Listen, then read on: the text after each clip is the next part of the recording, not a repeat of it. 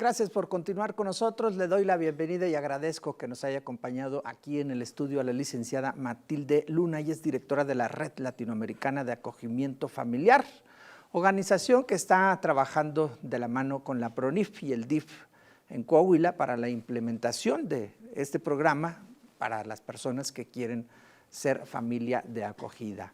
Buenas noches, gracias por acompañarnos, licenciada Matilde.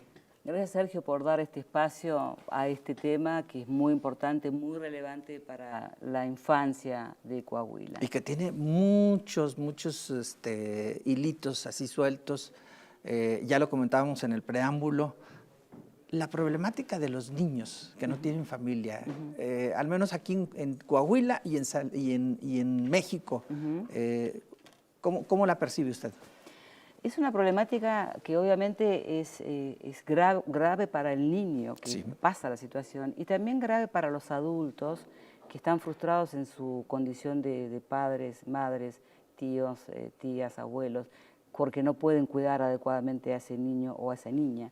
Es decir, abandonar a un hijo, a una hija, es algo que trae una consecuencia para la vida de la persona que no ha podido hacerse cargo. Entonces, es una problemática que afecta muchísimo a los niños, pero también a los adultos. Y por eso hay una serie de programas que hay que implementar para evitar cada vez que sea posible ese fracaso. ¿Por qué se abandonan los niños? Hay situaciones que afectan a las personas muy complejas, que están atravesando un cúmulo de situaciones que los pueden llevar a esa decisión, como digo, tan grave, tan frustrante.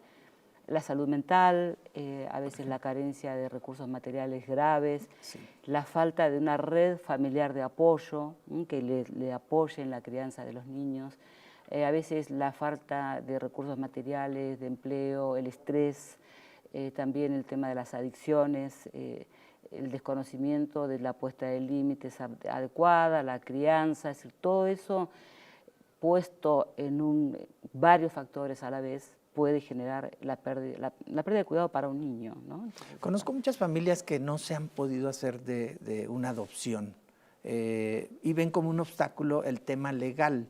¿Cómo estamos en Coahuila en este rubro? En realidad en todo México se está advirtiendo la necesidad de mejorar la implementación de la adopción como una práctica de protección de derechos. Sí. Es una advertencia que se está haciendo a nivel federal hacia todos los estados. El estado de Coahuila corre con ventaja en el sentido que a fines del 2020, muy recientemente, ha aprobado una nueva ley que es un camino para salvar una serie de obstáculos que sí existen en la práctica de la adopción.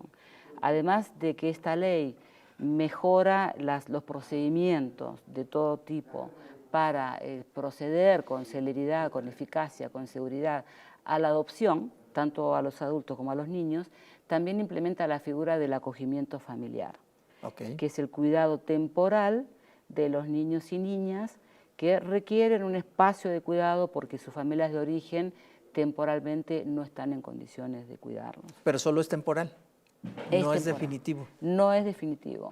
El cuidado definitivo para un niño es o su familia de origen o una adopción. O una adopción, exactamente. Entonces, entre tanto se define la restitución de las capacidades de los adultos, supongamos que es una familia que ejerce malos tratos. Claro. Si son leves, habrá que educar a la familia, acompañarla para que se restituya, se fortalezca y pueda cuidar. Ahí el niño vuelve.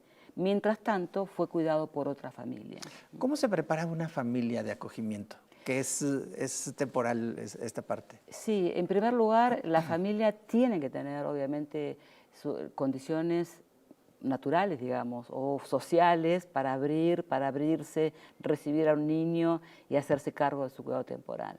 Pero además, nosotros los profesionales tenemos una cantidad de herramientas como profesionales, ¿no? Como para evaluar a las familias, acompañarlas en su decisión. Irlos guiando, ¿no?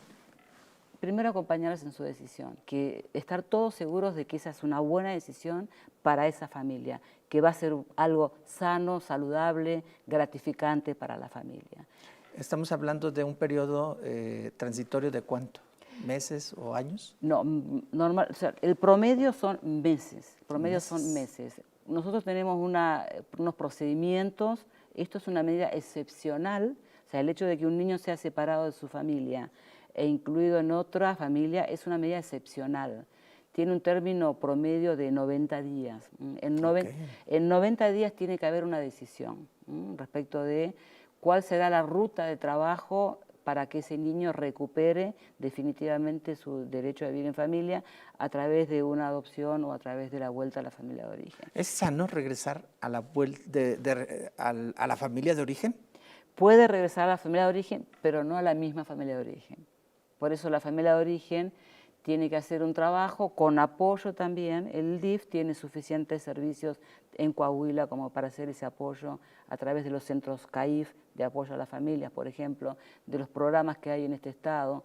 Cuando la familia es detectada, se realiza un plan de trabajo, según un diagnóstico social, psicológico, se apoya a la familia, se la fortalece y recién el niño vuelve. Cuando la familia ha logrado aprender, posicionarse y ser una familia que va a poder cuidar apropiadamente a su hijo o hija. Hoy día todos hablamos de la pandemia. ¿Cómo nos ha afectado en el seno del hogar?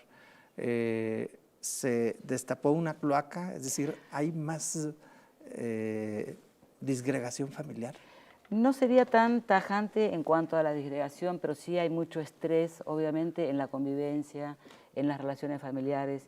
Han tenido que pasar por muchos aprendizajes los adultos y los niños para convivir de una manera tan intensa como la pandemia lo ha exigido. Estrés que se vuelve en violencia. No necesariamente, también, no necesariamente, también ese estrés, si hay una base de salud mental adecuada, puede volverse en una búsqueda de una mejor comunicación también. Y hay ciertos logros también en esa comunicación que por ahí antes no existía, porque los papás, las mamás estaban mucho tiempo afuera de la familia, por ejemplo. Entonces no podemos generalizar, claro. No podemos decir ha habido necesariamente un desvínculo o una disgregación. Sí que ha habido una presión muy grande sobre los vínculos, sobre la convivencia y en algunos casos, insisto, puede haber sido una oportunidad de aprendizaje. ¿Pero esto es motivado por el propio coronavirus o qué otros factores han influido? No, lo que pasa es que imagínate, Sergio, que la restricción sobre la vida que se llevaba es muy grande. De no salir. Sí, no salir, no socializar con pares, o no sé, no estar yendo al ámbito de trabajo, en fin, entonces hacer deportes afuera, entonces todo eso planteó y además el propio temor a la enfermedad, obviamente. Claro. Sí, además de estar adentro, el temor a la enfermedad. De que si me contagio y de que si me muero, eso genera un estrés enorme, ¿no? Sí, un estrés enorme. Sin embargo, quiero decirte que los equipos que trabajan en la protección, a los que nosotros acompañamos como expertos, no han dejado de trabajar. No han dejado de trabajar. Han surgido como experiencias, como las experiencias del acogimiento familiar durante la pandemia. Han habido familias que se han animado. Al contrario, te puedo contar de experiencias de familias para las cuales la pandemia ha significado un cambio. Por ejemplo, estoy pensando en algunas mujeres solas, por ejemplo, experiencias de mujeres solas. Estoy pensando en algunos casos que hemos tenido en Ciudad de México, que tomaron la decisión de ser familias de acogida a partir de... ¿En soledad? En soledad. ¿Sí se puede? ¿Sí es sano eso? Las personas que toman esa decisión tienen una red social, una red familiar. Cuando nosotros las evaluamos, vemos que esa red exista también. Y que coadyuva, ¿no? Que coadyuva. Entonces digo, aún en pandemia los equipos de protección infantil están trabajando, seguimos trabajando, quizá más que nunca. Ha sido un desafío muy grande para todos nosotros, pero no podemos dejar de mirar que hay niños y niñas que sí pierden el cuidado de sus padres, sí requieren de un cuidado alternativo y tenemos que preparar estas opciones. Entonces, la tarea en el acogimiento no ha cesado, al contrario, quiero decir, al contrario. Y ha planteado un desafío muy grande para la modalidad más tradicional, que es la de los CAS, la de los hogares, los hogares residenciales, donde obviamente hay una serie de dificultades, empezando que no son lugares en donde los niños se vean acogidos por una familia, que es lo que necesitan. Así es. pueden estar muy bien cuidados en un CAS. De hecho, he visitado los CAS de Coahuila. Aquí tienen excelente infraestructura, excelentes recursos humanos, pero los niños ahí carecen de familia. Pero además, durante la pandemia, lo que nosotros llamamos el puertas adentro del CAS se ha visto reforzado. ¿Por qué? Porque los niños están adentro y no pueden salir.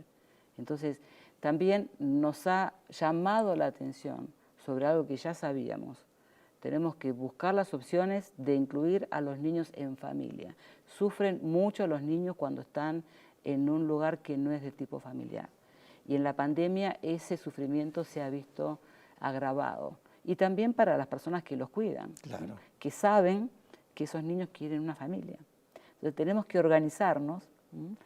Apuesto a que en Coahuila lo vamos a poder hacer, que las familias de Coahuila van a acudir al llamado. Las invitamos, Sergio, las queremos invitar. ¿Cuántas familias se ocupan? Necesitamos empezar por una, por dos, por tres, poco a poco, sí, pero sí. Para ir sumando. Para ir sumando. Oiga, es que tengo tantas preguntas, el tiempo está muy limitado, pero mire, me gustaría que me dijera cómo salir de ahorita, en este mismo momento, seguramente muchas familias de las que usted habla, con estrés, con problemas en la convivencia, ¿cómo salir de este atolladero? Es decir, ya el tema de la pandemia, poco a poco ya vamos caminando, pero hay que reconstruir este tejido al interior de la familia. ¿Qué se ocupa hacer usted que es especialista? Hay una premisa que no se puede ir hacia el otro si uno no está bien consigo mismo. Correcto. Si no hay una aceptación personal, una reflexión personal sobre asumir la situación, ¿no? Es decir, desde un lugar realista, la situación en la que todos estamos, con los límites y las posibilidades.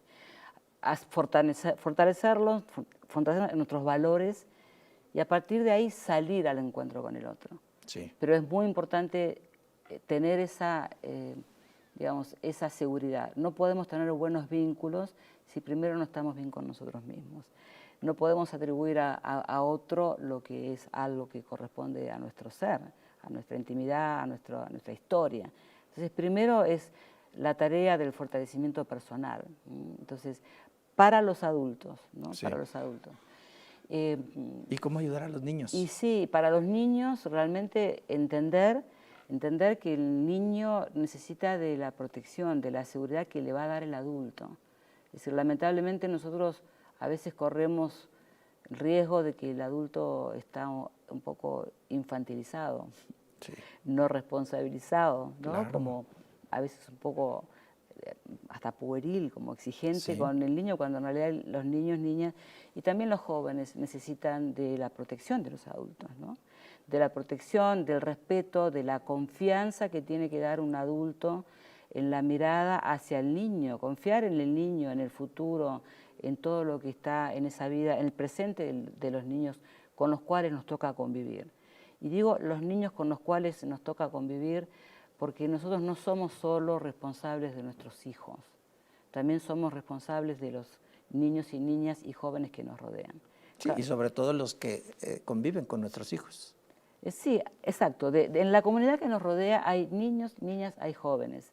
Es decir, nosotros tenemos que dejar un poco esta idea de propiedad. Es mío y sobre este yo me ocupo y tiene que ser a mi imagen y semejanza. No, tenemos que tener una responsabilidad, saber que hay una responsabilidad social sobre los adultos, sobre quienes nos rodean en la comunidad y siempre nosotros vamos a poder hacer algo para el bienestar de un niño, una niña o un adolescente. ¿Sí? Esa mirada responsable, sí. con la seguridad de que nosotros tenemos mucho para legarle a los niños, si es que somos personas que estamos seguras de nosotros mismos, ¿no? Licenciada Matilde Luna, aprecio mucho que nos haya acompañado el día de hoy. Muy interesante su charla y quisiera pues prolongarme más, ¿verdad? Pero el tiempo está muy limitado. Agradezco nuevamente su presencia aquí en las cámaras de Telesaltillo. Bueno, déjame decir, Sergio, por último entonces, que esperamos que todo el estado de Coahuila, las familias, estén atentas al llamado que estamos haciendo desde el programa Familias de Acogida. Que por favor acompañen el programa y aquellas que tengan espacio, se animen, vayan, pregunten y quizá, quién sabe, tengamos en la audiencia de hoy futuras familias de acogida. Que pregunten a dónde. En la PRONIF, en la Procuraduría de Derechos de Niñas y Adolescentes del Estado de Coahuila, en las redes o presencialmente en las oficinas de la PRONIF. Hay personal capacitado al que estamos acompañando para que pueda atender con sensibilidad a estas familias. Y prepararlas, ¿no? Prepararlas, para recibir. exacto, para esta experiencia que seguramente, ojalá, sea para el enriquecimiento de muchas familias de Coahuila. Muchísimas gracias. Gracias. Vamos a hacer un corte comercial.